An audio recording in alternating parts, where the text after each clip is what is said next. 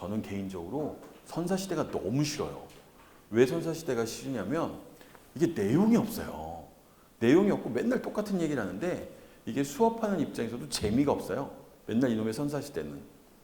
왜 이게 지금 제가 내용을 자세히 설명 못 드리는지 아시죠? 기록이 없어요. 기록이 없기 때문에 저희가 선사시대라고 표현하는 거잖아요. 그래서 이 시대에 대한 설명은 이 시대 사람들이 남긴 유물이나 유적을 통해서 이 시대 사람들의 모습을 상상해 볼 수밖에 없어요. 그러니까 자꾸 계속 유물, 유적지 얘기를 하고 있는 거예요. 이거밖에 없으니까. 기록이 있었으면 기록 얘기를 하겠죠. 근데 기록이 없으니까 지금 죽어라 유물하고 유적 얘기만 하고 있는 거예요. 근데 문제 풀어보시면 이게 안 외우고 싶으셔도 외워져요. 맨날 똑같은 얘기를 반복하니까 문제에서. 똑같은 얘기를 반복하니까 외워지고 그래서 나중에 가시면 선사시대는 여러분들이 저보다 잘해요. 잘해요. 왜 잘하시는 줄 알죠? 특히. 여러분들이 선사시대를 잘하는 이유가 뭔지 아세요? 책의 앞부분이거든요. 그러니까 처음에 막 굳은 마음을 들고 앞부분을 공부해. 선사시대 열려 공부하죠. 근데 그건 운이 좋아야 한 문제라고요. 안 나올 수도 있고. 끝까지 다 하셔야 돼요. 아시다시피 한국사에서 모든 단원에서 한 문제 이상은 나옵니다. 안 나오는 단원은 없어요. 반드시 한 문제 이상은 나와요.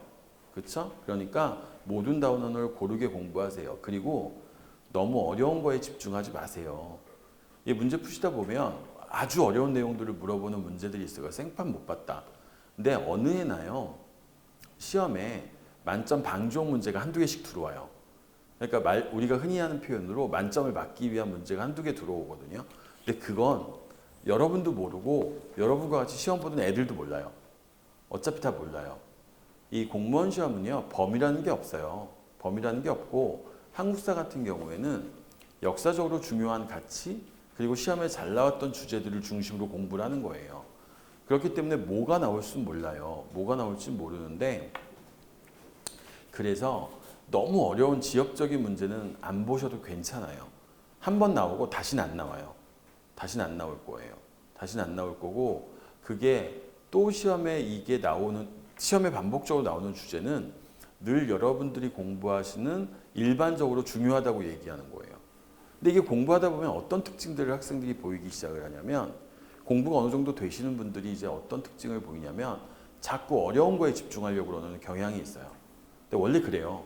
내가 공부를 어느 정도 하면 이제 이런 어려운 난이도가 좀 있는 문제를 맞춰야 된다는 생각이 들기 때문에 자꾸 어려운 걸 외우고 어려운 거에 집중하시려고 하는 것들이 있거든요. 근데 이게 되게 위험할 수도 있어요. 왜 위험하냐면 그러다가 기본적인 걸 까먹어요. 쉬운 문제도 5점이고 어려운 문제도 5점이에요. 어려운 문제라고 점수 배점이 더 높을 거 아니란 말이죠. 그러면 쉬운 것부터 맞추고 들어가셔야 되는 거예요. 보통 문제를 보시면 우리가 흔히 그냥 쉽게 풀 수 있는 기본적인 문제가 보통 16개에서 17개 정도 나와요. 그러니까 기본적으로 우리가 실수만 안 하면 기본적으로 배웠던 문제에서 16개, 17개 맞춘다고요. 그러면 80점 나온다고요. 80점은. 그리고 나머지 문제가 이제 난이도가 조금 올라가 있는 문제들이 있어요. 그 중에서 또 한두 문제는 여러분들이 맞추실 수 있어요. 그럼 나머지 이제 한 문제나 두 문제 정도가 남거든요. 이거는 여러분들이 색판 처음 보는 걸 수도 있어요. 근데 그건 각오하고 들어가셔야 돼요. 왜냐면 시험장에서 시험 문제 내는 사람이 어떤 문제를 낼지 몰라요. 막말로 얘기해서 훈민정음 해례본 갖다 집어 던져놓고 이거 17번째 있는 글자가 뭐게? 이렇게 물어봐도 돼요. 근데 그렇게 문제를 내면 욕을 먹죠. 이게 무슨 의미가 있냐고.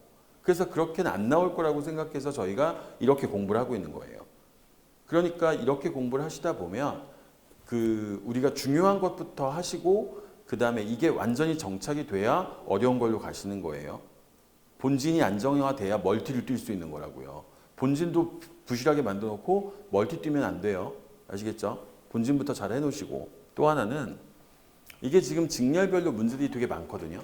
직렬별로 문제들을 보시면 각 직렬별로 약간의 특징들이 있어요. 무슨 말이냐면 경찰직 문제하고 우리가 보는 국가직이나 지방직 문제가 달라요. 유형의 형태가. 일단 경찰직 문제들은 문제가 길어요. 선택지가 되게 길어서 예를 들면 봐요. 지금 이게 국가직 문제거든요. 요 다음 문제가 경찰직 문제예요. 요 다음 문제가 봐봐요. 요게 경찰직 문제거든요. 그럼 일단 길어져요. 지문이. 지문이 길어져서 경찰직은 어떻게 해놓냐면 문제 중간에 단어를 바꿔놔요. 그러니까 쉽게 우리가 흔히 하는 표현으로 문제가 지저분하다고 얘기하는 게 그런 거죠. 근데 국가직이나 지방직은 그런 거 없어요. 그런 거 없으니까 경찰직 문제와는 조금 달라요. 형태가 좀 다르고 직렬별로 물어보는 주제나 또는 직렬별로 문제의 형태가 약간씩 차이가 있어요. 그래서 내가 들어가는 시험에 어떤 유형이 나오는지를 확인하시는 게 좋아요. 푸시면서. 그러니까 보통 여러분들 이제 국가직 지방직을 목표로 하고 계신 거니까 국가직 지방직 문제의 유형들을 이해하시면 될 거예요. 이해하시면 되고 경찰직 형태의 유형에 익숙하게 맞추지 마요. 그건 경찰 준비하는 친구들이 하는 거니까 경찰직 문제는 일반적인 형태는 달라요. 일반적으로 보면요. 국가직보다 지방직이 쉬워요. 일반적으로. 그러니까 국가직 문제가 조금 더 어려워요. 국가직 문제가 조금 더 어렵고 일반직 문제가 조금 지방직 문제가 조금 쉬워요. 원래 작년까지는요. 그러니까 올해부터 바뀌었는데 작년까지는 시험을 3번 볼 수 있었어요. 국가직을 보고 그다음에 보통은 코로나 없었으면 3월 말에 국가직 보고 4월에 지방직 보고 6월 달에 서울시 보거든요. 보통은 4, 5, 6으로 보든가 3, 5, 6으로 보든가 그래요. 근데 이게 이제 불만들이 나온 거예요. 왜냐하면 당연히 국가직엔 지역 제한이 없는데 서울시도 지역 제한이 없어요. 근데 지방직은 지역 제한이 있거든요. 그러다 보니까 서울 사는 학생들이 시험 기회가 한 번이 적어요. 왜냐면 서울시는 지역 제한이 없으니까 지방직은 지역 제한이 있으니까 내가 지방에 살면 한 번 더 시험을 볼 수 있는 기회가 있는 거죠. 그것 때문에 말이 나와서 올해부터 지방직과 서울시를 같이 보기 시작한 거예요. 그러니까 여러분들은 시험 기회가 한 번 줄어든 거죠. 원래대로 했으면 지방직 시험도 지방에 사시는 분이면 주소가 그쪽에 돼 있었으면 지방직 시험에 응시할 수 있었단 말이에요. 근데 이제 없어요. 이제 국가직하고 지방직 서울시는 같이 보는 거니까 여러분한테 2번의 시험 기회밖에 없는 거죠. 2번의 시험 기회밖에. 아시겠죠? 그러니까 문제 푸시면서 아 내가 어느 정도 수준까지 공부해야 되는구나. 요걸 좀 확인하세요. 문제 푸시면서.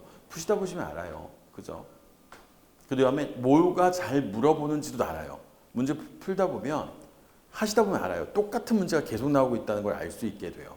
그럼 잘 물어보는 게 중요한 주제가 되는 거예요. 지금 시험에서 뭘 잘 물어보는지 확인해 보세요.